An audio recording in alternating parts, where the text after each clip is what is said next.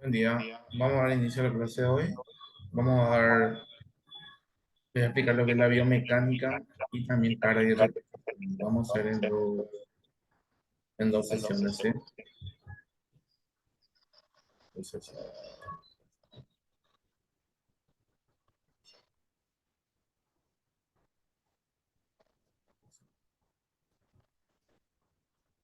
Muy bien.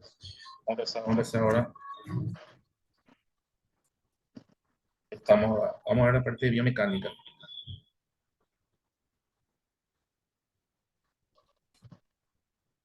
La biomecánica se denomina al análisis de la mecánica del movimiento del cuerpo humano. Se trata de la ciencia que explica cómo y por qué el cuerpo humano se mueve de la forma que lo hace. Esto incluye la interacción que existe entre la persona que ejecuta el movimiento y el equipamiento o el entorno. Eh, ¿Me están escuchando bien?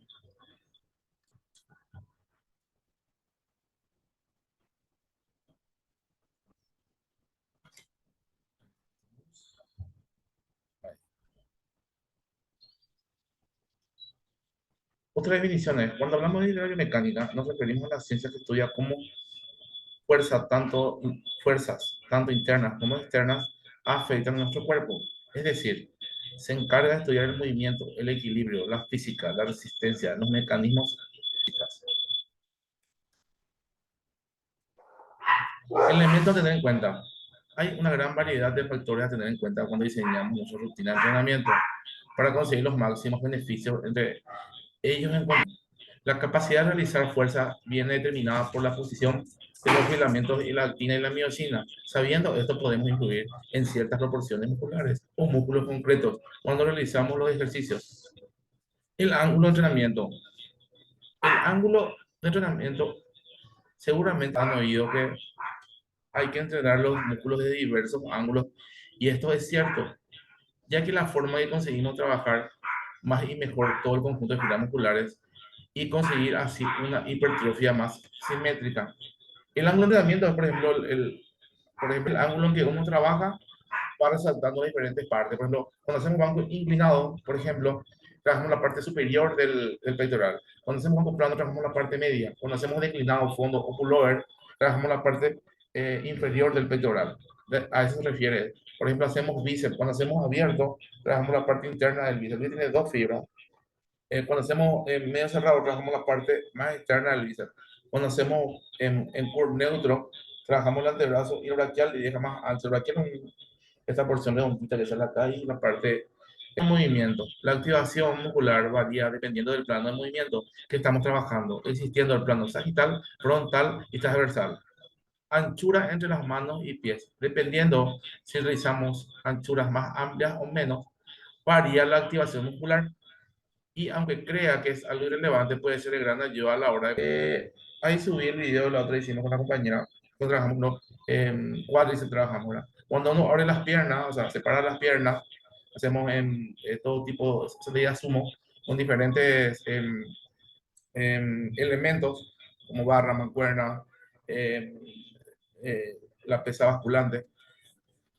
Al abrir más, trabaja el vasto externo, el aductor y el glúteo interno, por ejemplo, la parte interna del glúteo. Cuando cerramos más las piernas, cuando vamos cerrando más, trabaja más solamente el cuádriceps. Sin el aductor, se centra más en el cuádriceps, en la parte media. Cuando cerramos más las piernas, trabajamos más la parte interna y la parte media del cuádriceps. Entonces, sí implica el plano de movimiento, el, la anchura entre las manos y los pies. Por ejemplo, como le expliqué, cuando hacemos bíceps, por ejemplo, ¿verdad? Cuando hacemos bíceps, por ejemplo, ¿verdad? Por eso uso dos cámaras. Cuando hacemos bíceps, por ejemplo, ¿verdad? Al abrir, trabajamos más la parte interna. Al cerrar más los brazos, la parte externa. Cuando agarramos en forma neutra, más esta parte, a eso se refiere la anchura. El tipo de ejercicio, principalmente podemos distinguir entre ejercicios multiarticulares, que ya vimos eso, donde puede usarse grandes pesos, ya que se distribuye entre varias articulaciones, y las monoarticulares, que tienen la capacidad de trabajar ciertos grupos musculares. Por ejemplo, multiarticular viene a ser un banco plano, trabaja varias articulaciones. Un monoarticular viene a ser abertura, que aísla más el pectoral. ¿Qué es la biomecánica deportiva y sus aplicaciones en la deportiva? Es una rama de la biomecánica, la disciplina orientada a la aplicación de las leyes que forman parte de la órbita de la mecánica a la composición y el desplazamiento de los organismos vivos. La analiza los fenómenos mecánicos y cinemáticos que se... Este, por ejemplo, se estudia biomecánica para ver el mejor resultado en un corredor, por ejemplo. Movimiento interno. Acá, mira, ¿verdad? La aceleración. O sea, mira, esta parte, mira, cómo se desarrolla una buena sentadilla, cómo tiene que quedar. Esta es la forma correcta. Esto es nocivo para los tendones y las articulaciones. Causa inflamación y tendinitis si se hace en una forma incorrecta. Esta es la forma correcta. ¿Vieron? El glúteo y cómo trabaja todo. La sentadilla trabaja todo. Espalda baja, por supuesto el cuádriceps, ¿verdad? Biomecánica, conceptos básicos sobre el movimiento del cuerpo humano. Las posibilidades para mejorar nuestra condición física que nos ofrece a las personas comprender los conceptos de la biomecánica están infravaloradas. Cuanto mejor comprendamos las funciones que desempeñan las articulaciones, los huesos y los ligamentos a la hora de realizar determinadas acciones, más sencillo será mejorar la ejecución de los movimientos necesarios para la práctica de un determinado ejercicio de deporte. Su potencial al máximo. Esto también es para desarrollar la parte muscular. Uno cuando mejor hace el ejercicio con mejor técnica, mejor resultado se ve en la estética. El culturismo no es quien desarrolla más fuerza, la fuerza viene sola, es quien desarrolla mejor el ejercicio, quien ejecuta mejor los movimientos. Y ahí entra la biomecánica. Allí, como le mostré en el gráfico anterior, acá. Esto es muy importante. Todos los ejercicios tienen su buena ejecución. Una que incorpore el ejercicio en su vida cotidiana con el fin de mejorar su condición física y su bienestar. Esto, acá dice uno, en los profesionales y en la gente que hace como actividad física. Todo tiene avance, por ejemplo, un boxeador, ¿verdad? Que se dedica a hacer, que se dedica a eso, vive para eso, entonces en la medida de parte física, a la tarde guanteo, tiene su preparación. Nosotros que podemos también, pero sí para aprender, por ejemplo, para manejar bien los brazos, también te da un buen ejercicio cardiovascular y aeróbico, te ayuda a quemar grasa. Por ejemplo, podemos hacer una rutina de pesas y dos veces a la semana o 3 veces por semana podemos hacer boxeo como cardiovascular, previo podemos hacer un poquito de pesa y después un entrenamiento de boxeo no se aguanta los más de 30 minutos, es decir, si nosotros profesionales, ¿verdad? Tienen que tener buena condición física, pero sí todos podemos practicar boxeo, no es como el MMA, que es un deporte más agresivo y más de contacto. El boxeo puede practicar por bolsa, el guanteo, el lado a lado para mejorar los reflejos y la movilidad, por ejemplo. Y también en el caso del culturismo, por ejemplo, eh, los profesionales ya entrenan y comen de otra forma, ¿verdad? Requiere un mayor esfuerzo. Y nosotros vamos a ocupar más en las personas normales que trabajan, que son papás, mamá, incorporan la actividad física del fitness para mejorar su condición física, mental eh, y estética. Porque la gente, por eso ahora acude mucho a los gimnasios, porque te mejoran mucho la estética. Por eso hay que saber, hay que saber citas que van abriendo otras puertas. Y siempre hay que investigar más de lo que es la biomecánica, por ejemplo, qué músculo se puede entrenar con qué músculo, si en la semana tiene 3 veces por semana más, 4 veces por semana más, todo es válido. Una alimentación, un entrenamiento adecuado, todo mejora. Algunos tienen proceso más lento, otros más rápido. Se denomina biomecánica el análisis de la mecánica del movimiento del cuerpo humano, no se mueve de la forma que lo hace. Este incluye la interacción existente entre la persona que ejecuta el movimiento y el equipamiento o el entorno. El equipamiento puede ser en tu casa, puede ser calistenia, puede ser botella, o en el gimnasio, un elemento ya puede ser entorno. La biomecánica desempeña un papel con equipos para gimnasio. Por ejemplo, un press de pecho se fabrica para que vos ejecutes correctamente para la parte media, parte inclinada. Por eso es importante hacer bien, o sea, algo en los gimnasios. Cuando los gimnasios tienen más espacio, podemos implementar más máquinas. Cuando tenemos más máquinas, es más fácil para los usuarios. Ahora se fabrican muchas máquinas, no es como antes que eran barras, mancuernas. Pero igual, o sea, lo que siempre te da crecimiento y más hipertrofia son los movimientos multiarticulares que se ejecutan realmente con muy poco aparato. pero eso fue desarrollando y cambiando con el tiempo. Y ahora tenemos máquinas que ayudan más a la gente a entrar en el mundo del fitness, a que sea más amigable. Mecánica para obtener confort y funcionalidad, equipos diseñados y construidos según la biomecánica del cuerpo. Dentro de la biomecánica encontramos los conceptos de cinética, estudio de las fuerzas y cinemática, estudio de los movimientos del cuerpo. Cinco importantes componentes de la fuerza, este tema del examen. Movimiento, fuerza, el momento, las palancas y el equilibrio. Movimiento hace referencia al desplazamiento del cuerpo o un objeto a través del espacio, la velocidad y la aceleración con componentes importantes. Y la fuerza hace referencia al empuje o tracción que provoca que una persona o un objeto aceleren, reduzcan la velocidad, se detengan o cambien de dirección. Momento hace referencia al resultado de una masa. Palancas. Nuestros brazos y piernas funcionan a modo de palanca. Una palanca está formada por tres puntos de apoyo y el eje de rotación. Equilibrio hace referencia a la estabilidad, un principio importante del cuerpo sobre la base de apoyo. Tener un buen equilibrio es importante para la práctica de muchos deportes y ejercicios. En biomecánica se considera pica.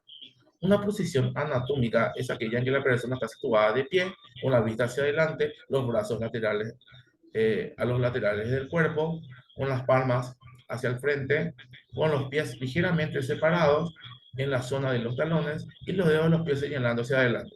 Existen tres planos anatómicos o cardinales en la posición anatómica, según se describe a continuación.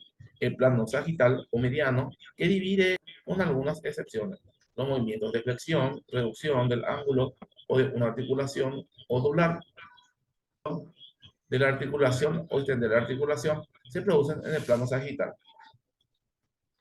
La segunda división del cuerpo se realiza a través del plano frontal del cuerpo. Una vez más, hay algunas excepciones. Los movimientos de aducción, separar una extremidad de la línea central del cuerpo, y de aducción, abducción y aducción, acercar una extremidad de la línea central del cuerpo. Se producen en el plano frontal. ¿Cuál es la abducción? Cuando cerramos el brazo y la abrimos. Entonces, abducción cuando traemos piernas o brazos y abducción cuando separamos. Por último, tenemos el plano transversal u horizontal que divide el cuerpo de una parte superior a una parte inferior. Los movimientos de rotación de movimiento producen cuando los componentes de estos tres planos cardinales de movimiento se combinan al mismo tiempo. Los ejes del cuerpo son líneas rectas, perpendiculares recíprocamente, mientras los planos cardinales se utilizan para describir. Los ejes describen los principales puntos pivotantes de rotación del movimiento del cuerpo. Los tres y medial. Transversal, que va de izquierda a derecha en la zona de la cintura, de la cabeza hasta los pies. Y medial, que une diagonalmente las caderas con los hombros. Los siguientes términos se utilizan para describir los movimientos específicos del cuerpo que se producen en los planos cardinales a lo largo de los ejes. Algunos de ellos han incluido con ellos, ya que se utilizan frecuentemente en las instrucciones de ejercicios. Dorsiflexión, reducción del ángulo, elevación a una parte del cuerpo en dirección ascendente, una parte del cuerpo en dirección descendente, alejándolo a la cabeza. Eversión, girar el tobillo de forma que la planta del pie apunte al lado. Inversión, girar el tobillo en forma de la planta del pie que apunta hacia el otro pie. Rotación lateral, girar una extremidad alejándola de la línea, una extremidad hacia la línea central y media del cuerpo. Pronación, girar el antebrazo en forma que la palma de la mano mira hacia abajo del antebrazo, está flexionado. Esta es pronación. Supinación, girar el antebrazo de forma la palma de la mano. Retracción, el movimiento posterior hacia la parte trasera del cuerpo, del brazo a la altura del hombro, y protracción, movimiento anterior hacia la parte de la altura del hombro, flexión lateral, doblar la columna vertebral hacia un lateral, alejándola de la línea central hacia explícito, para que ustedes puedan entender más. Busquen las imágenes. Tenemos pronación, supinación, tenemos elevación, depresión, retracción, protracción, acá está, es cuando hacemos retracciones, cuando cerramos, abrimos, acá está. para comprender cómo se mueve el cuerpo desde la articulación.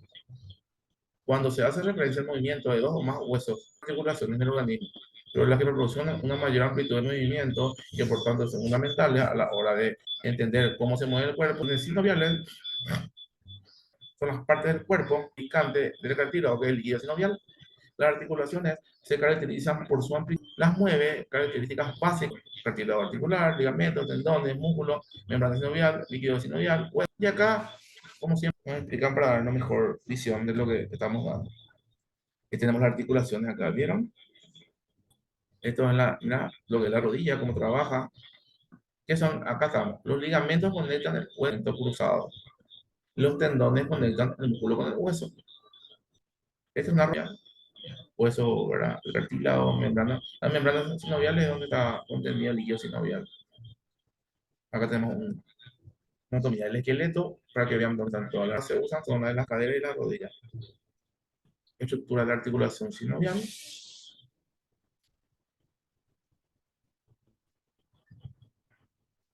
Mismo. La articulación arrótula es la madre de todas las articulaciones. Tiene forma de bola y receptáculo. Esta estructura permite el movimiento en todos los ejes: flexión, extensión, aducción, abducción, combinación del resto de los movimientos en movimiento circular. Hacer esto, por ejemplo. Hacer esto. El hombro, hay dos articulaciones arrótulas en el cuerpo humano: en la cadera y PEMA, en la cadera y en el hombro. La del hombro tiene un receptáculo más profundo que le ofrece estabilidad, pero limita la amplitud de movimiento. Vamos a hacer profunda, por lo que su amplitud de movimiento es superior, pero su estabilidad es más reducida. Por eso son tan habituales las dislocaciones del hombro.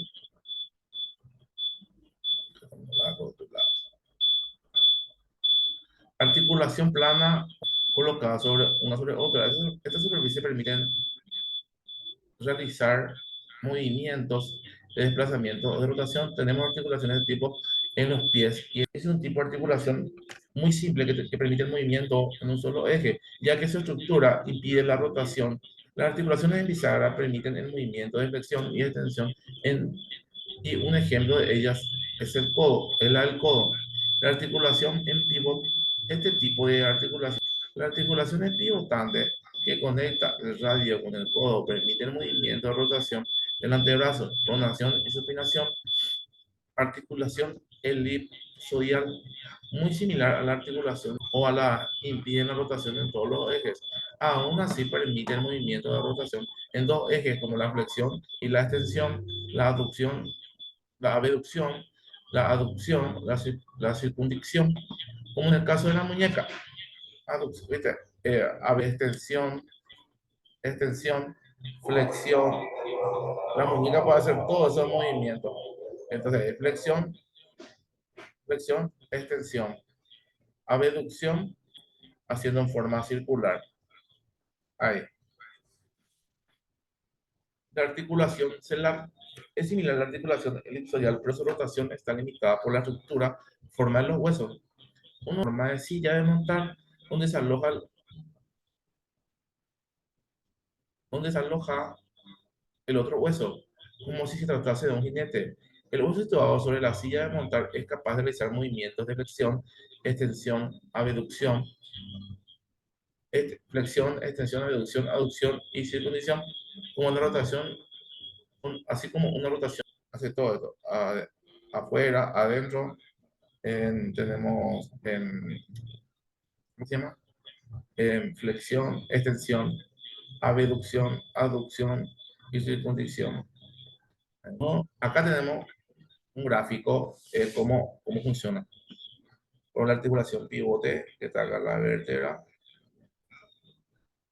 articulación elipsoidal, articulación deslizante.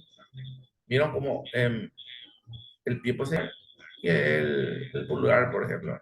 Articulación esférica. El otro tipo de articulación que permite realizar movimiento es el de las articulaciones cartilaginosas. En este caso, las articulaciones que se conectan a través del cartílago iliano y filocartilaginoso. Estas articulaciones tienen un ámbito de movimiento limitado. Se encuentra, por ejemplo, en las costillas y la columna. Porque es limitado, las costillas se mueven, ¿verdad? cuando uno respira, pero es limitado su movimiento, por eso dice ahí eso. Y encontré, ¿verdad? Que me...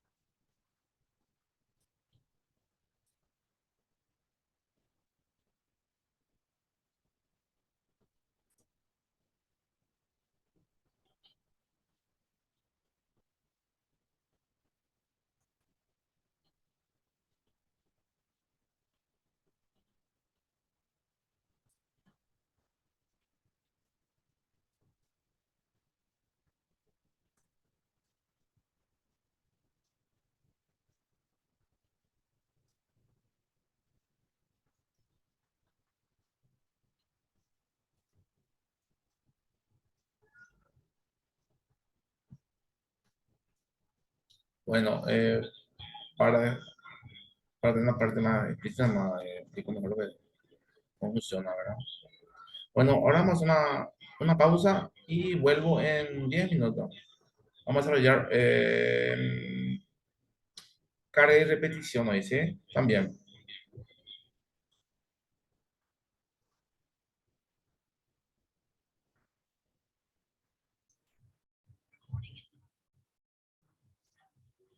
Empezamos a ver la grabación de la clase. Ya recibimos la parte de biomecánica. Ahora vamos a ver la parte de carga y repetición.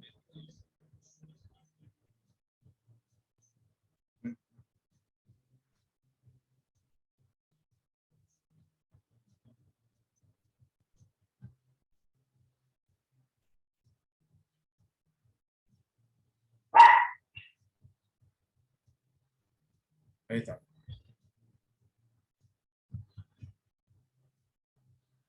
Carga y repetición.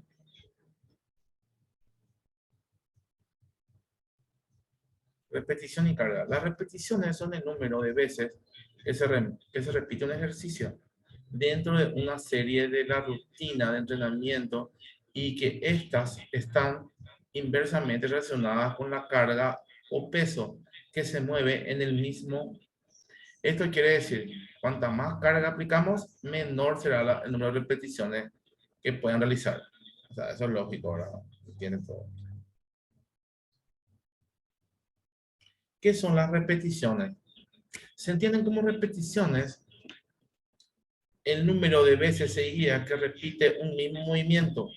Las series o tandas, o series le decimos nosotros, agrupan cierto número de repeticiones separadas por periodos de descanso o por la realización de ejercicios distintos.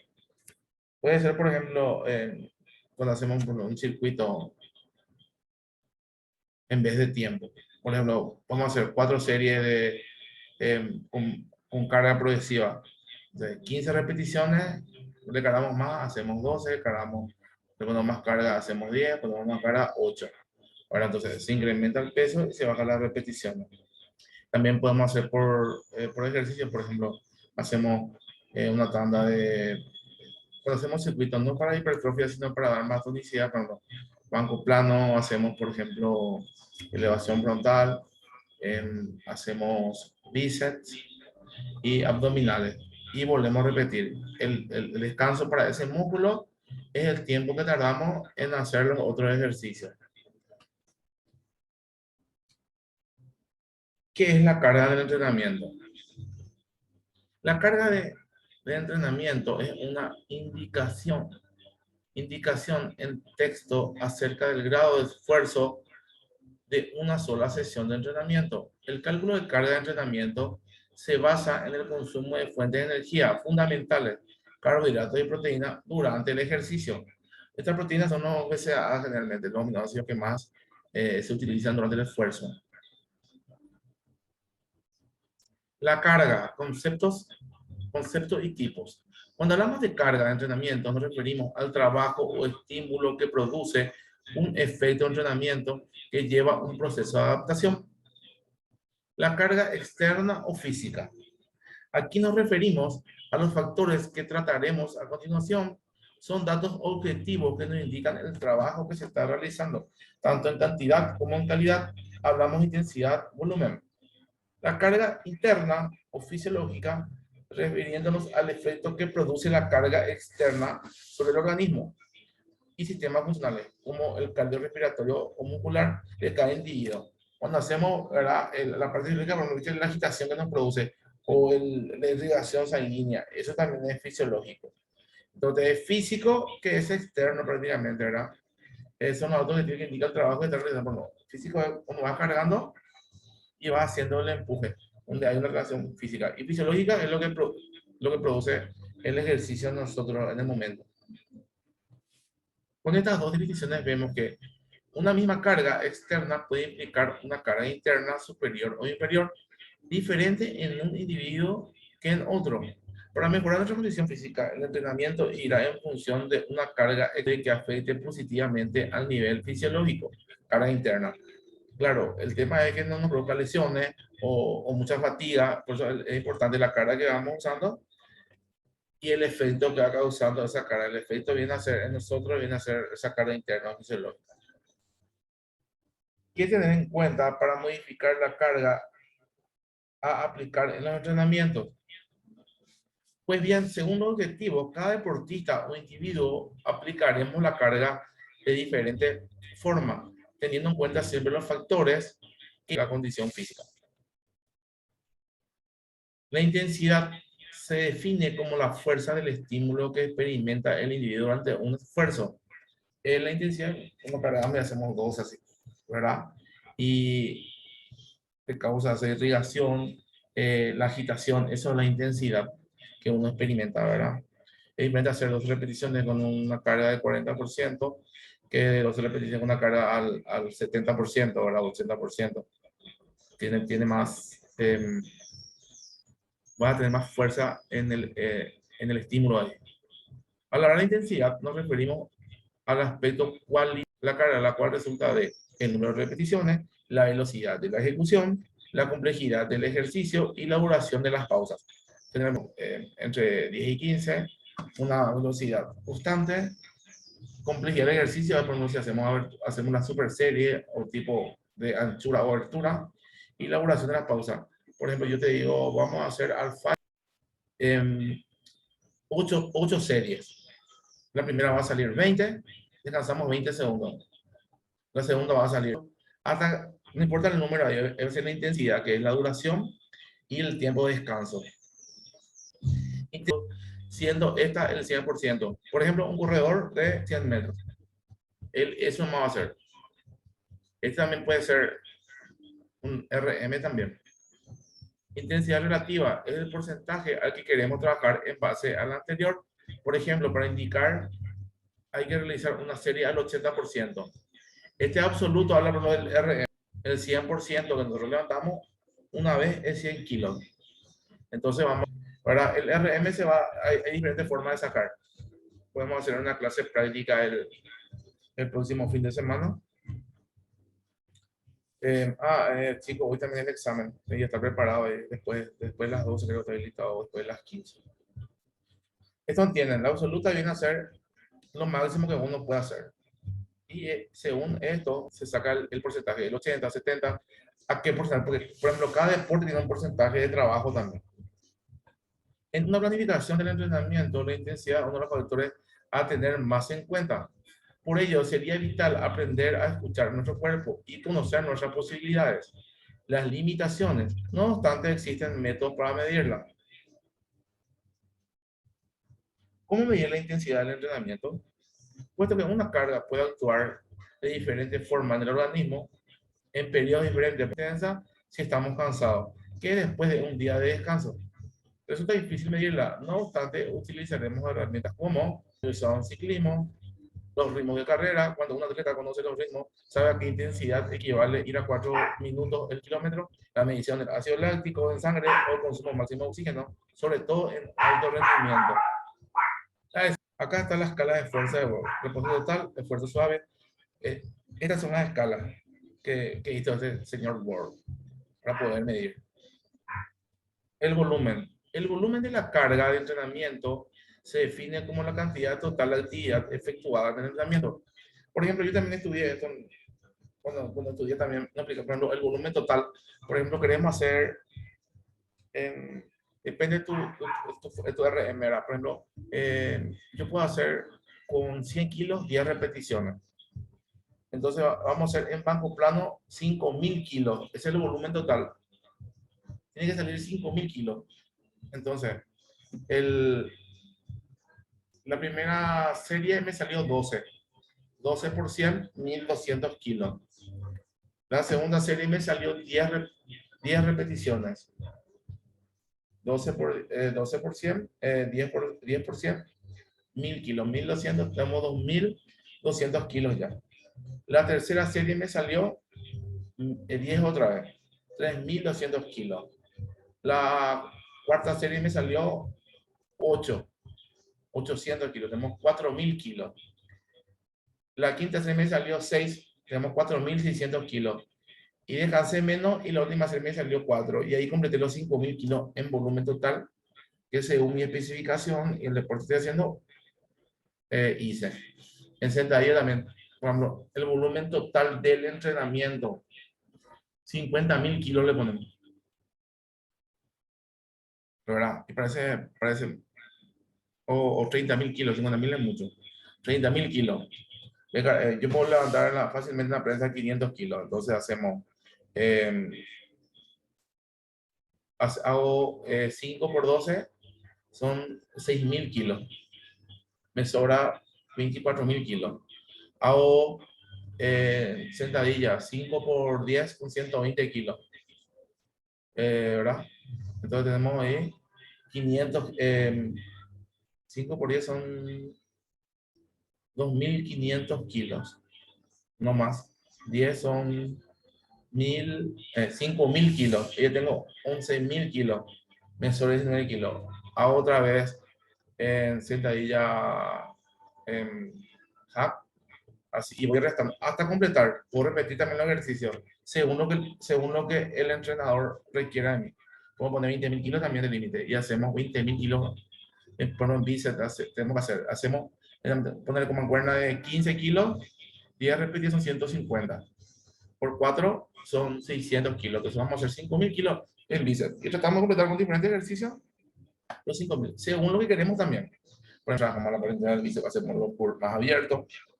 Queremos trabajar más el pico o la parte proximal del bíceps, queremos lograr con nuestro cuerpo o la necesidad para tu entrenador te vaya viendo o vos, ¿verdad? También podemos diferenciar dos tipos de volumen. El volumen relativo o programado, la cantidad de trabajo que se planifica en un ciclo o una temporada al final del ángulo. El volumen absoluto, la cantidad real de trabajo realizado. Tras adoptar esto, ponerse enfermo por lluvia. Hay que tener en claro que el volumen variará según el objetivo. No es lo mismo una maratón que prepararse para los 100 metros, que está en caso de corredores. Por ejemplo, el volumen de una maratón, ¿cuánto es?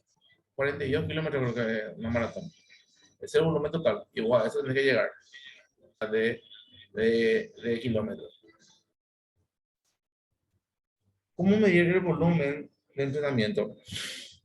Para medir la cantidad total de actividad realizada, el volumen de entrenamiento, los indicadores más comunes son tiempo, distancia, número de series, repeticiones o kilos levantados. ¿Viste? El número de series, puedo decir 5 series de 12. Ese es el volumen por ahí inclinado. Te puedo decir 4 series de bambú plano para esta parte, para la parte pectoral. ¿Verdad? En repeticiones también, porque generalmente cuando empezamos, cuando muy general el entrenamiento, ¿no? Haceme flexiones, 30 repeticiones. Ese es tu volumen en flexiones. O kilo levantado, como le expliqué. Bueno, queremos hacer piernas 20.000 kilos o 15.000 kilos.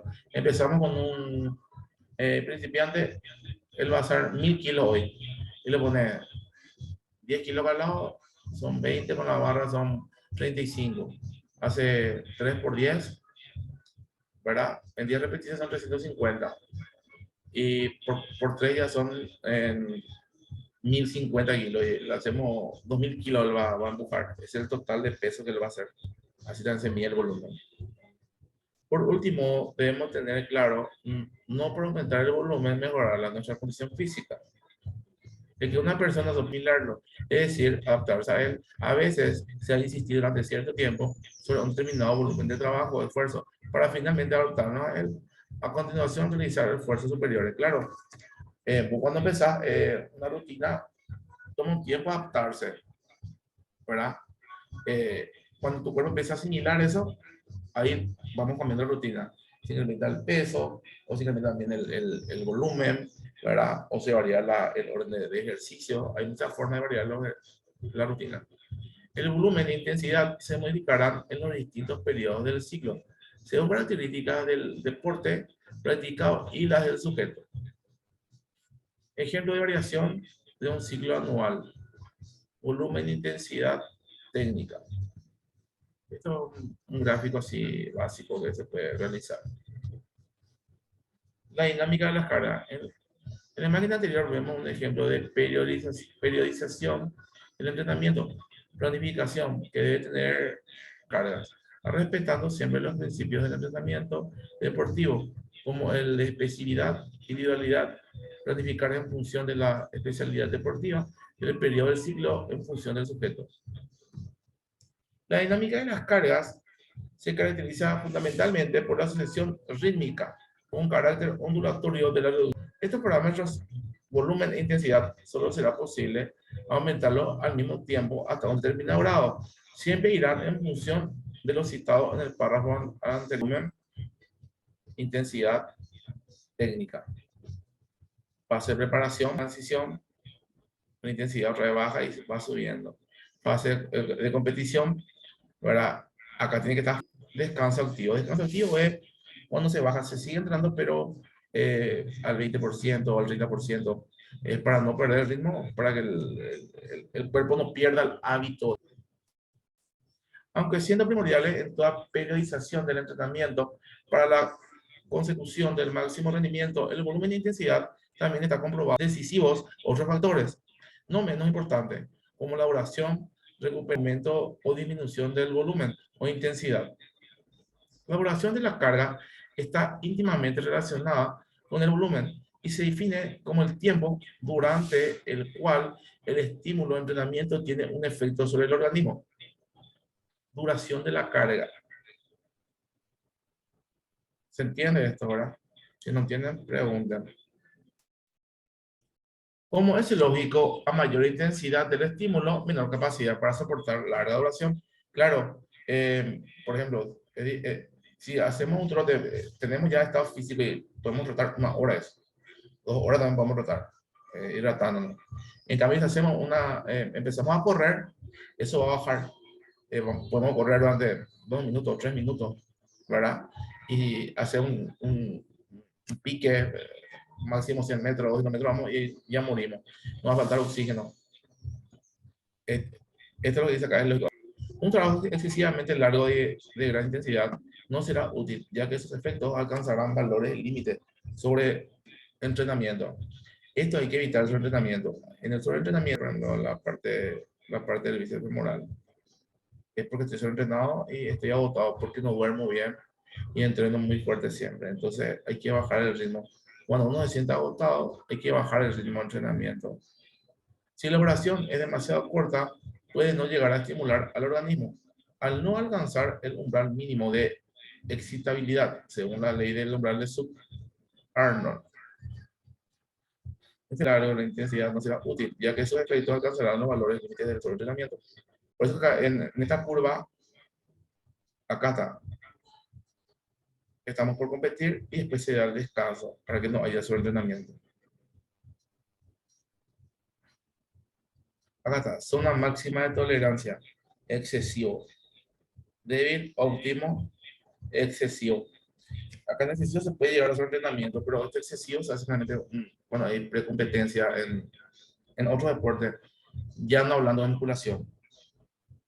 Si la oración es moderada, entrando el organismo en la fase de alarma, posteriormente se adapta al esfuerzo, entrando en estado de equilibrio, con mayor capacidad de esfuerzo. Esto cuando tu cuerpo se va adaptando.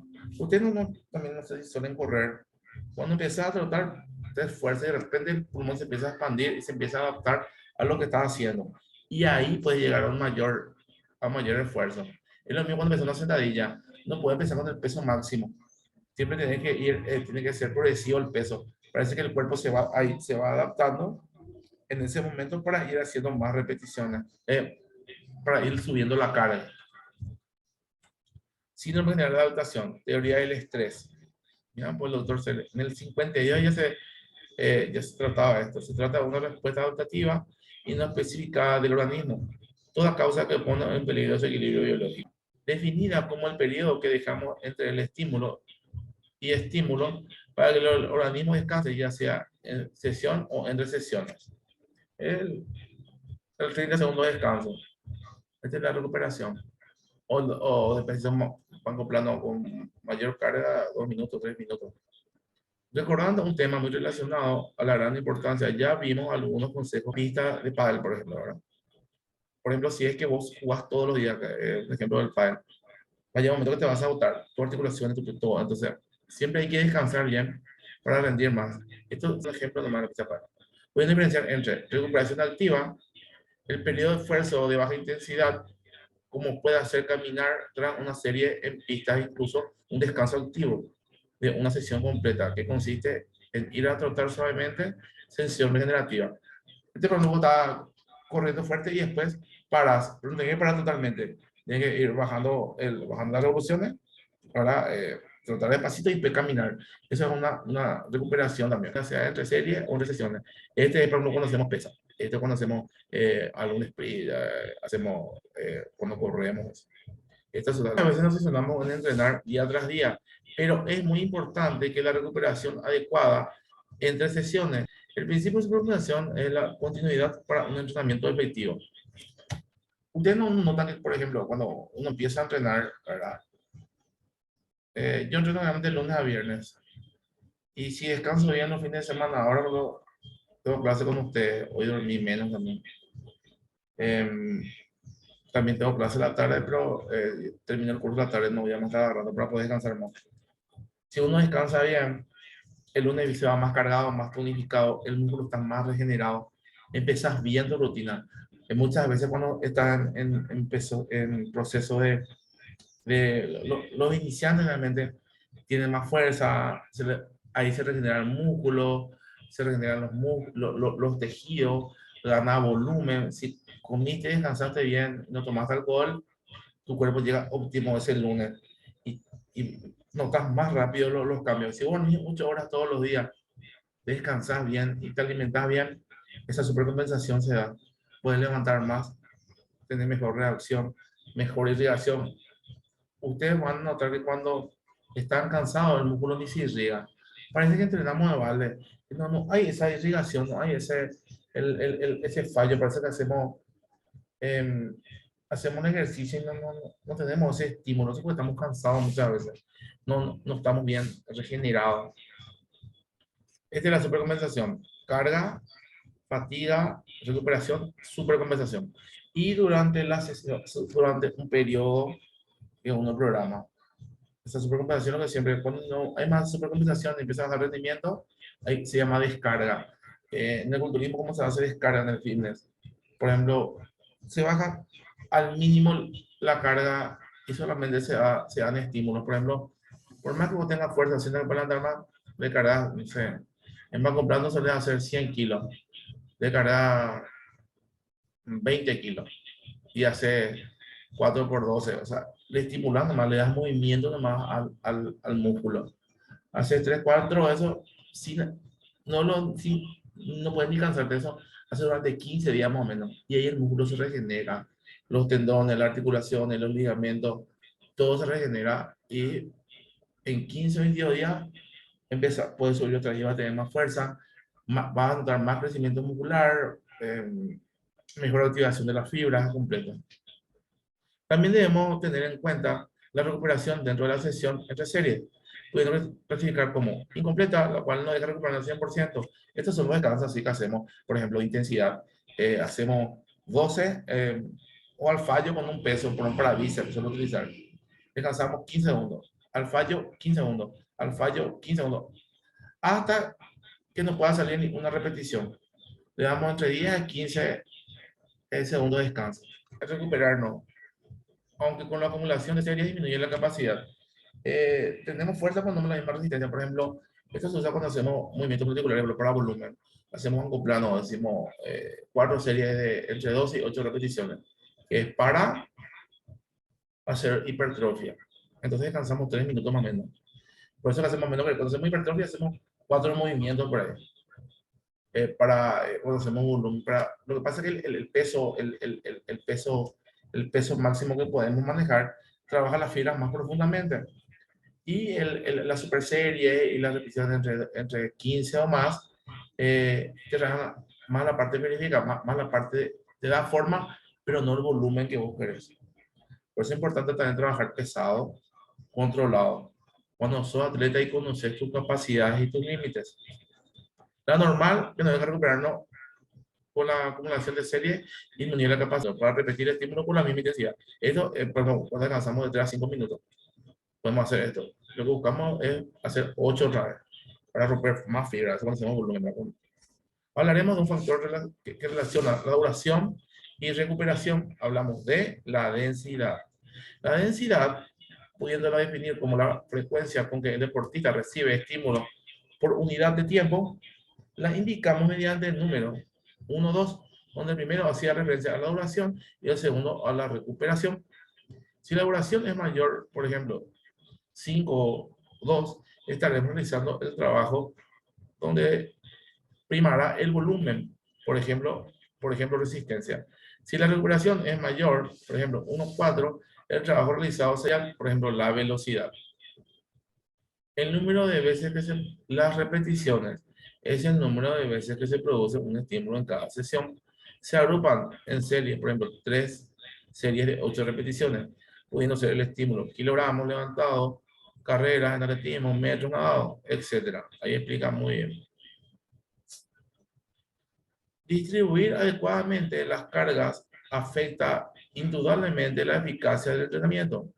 Se debe hacer siempre individualizadamente y en función de los periodos del ciclo anual de cara a un deporte. Esto hablo otra vez cuando programamos en forma anual.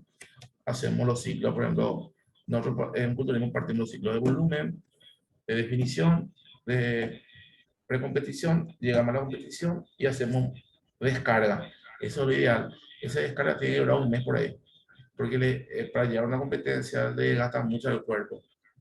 Por eso que toda esa gente que compite y compite y compite, compite, nunca avanza, cada vez está más chico. Por eso que los profesionales programan, por ejemplo, sus competencias, 2 competencias al año.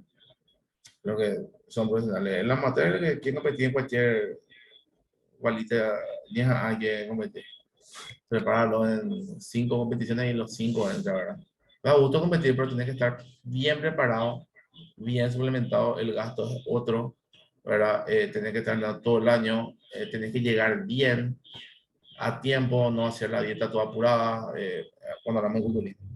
Periodo preparatorio general y específico. Se caracteriza en la primera fase por un constante incremento del volumen, buscando la progresiva adaptación orgánica del esfuerzo mediante ejercicios de carácter general. A medida que nos acercamos al periodo de competición, iremos aumentando la intensidad mediante las cargas específicas. Periodo de competición. Las cargas pasan a ser específicas y muy individualizadas.